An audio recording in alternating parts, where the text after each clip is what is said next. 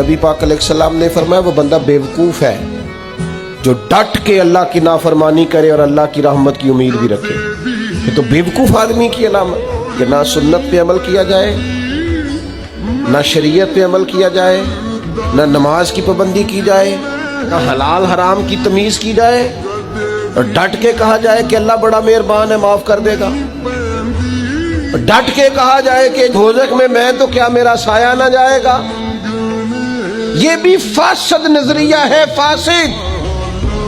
نبی پاک بڑے مہربان بڑے مہربان بڑے مہربان.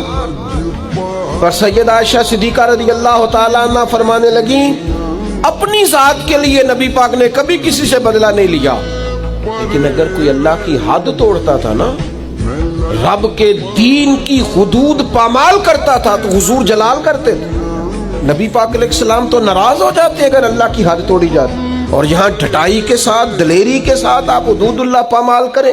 یہ فاسد نظریات ہیں.